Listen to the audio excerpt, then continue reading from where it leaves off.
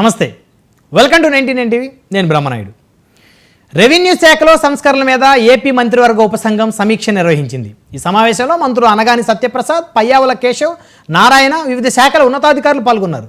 ఈ భేటీలో pre hold భూములు, నాలా చట్టం రద్దు, ఇనాం భూముల మీద ప్రధానంగా చర్చించారు.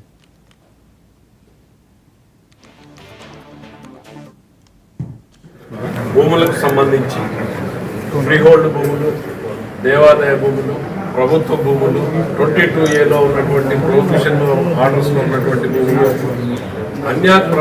ప్రభుత్వానికి చెందిన అన్యాక్రాంతమైన భూములు, ఇవన్నింటి మీద దఫాలుగా గ్రూప్ ఆఫ్ మినిస్టర్స్ చర్చ చేయడం జరుగుతోంది.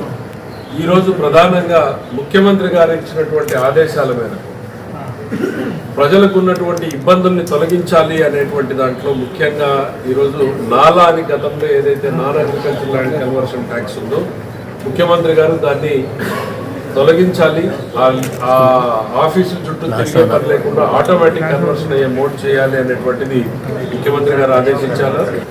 రెవెన్యూ భూములకు సంబంధించి అందరికీ నమస్కారాలు. రెవెన్యూకి సంబంధించి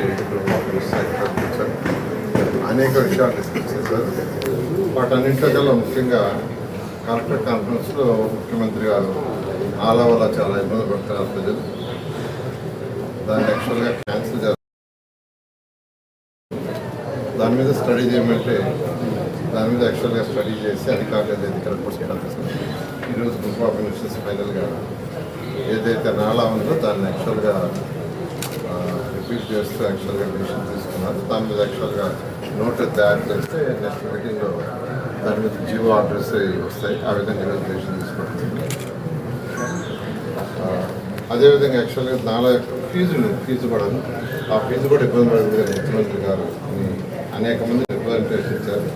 దాని మీద కూడా యాక్చువల్గా ఈరోజు డిస్కస్ చేసి ఈరోజు కన్సల్ట్ సెక్రటరీ గారికి ఇన్స్ట్రక్షన్స్ ఇచ్చాం. వాళ్ళు యాక్చువల్గా దాని మీద రిపోర్ట్ చేసి సబ్మిట్ చేసి రేపు 19th క్యాబినెట్లో పెట్టి క్యాబినెట్లో అప్రూవ్ చేసి ఆ తర్వాత దాన్ని పాస్ ఆన్ తీసుకుంటూ తీసుకోవడం. అందరికీ నమస్కారాలు. రెవెన్యూ సంబంధించి కాళేశ్వరం ప్రాజెక్టు మీద బీజేపీ ఎంపీ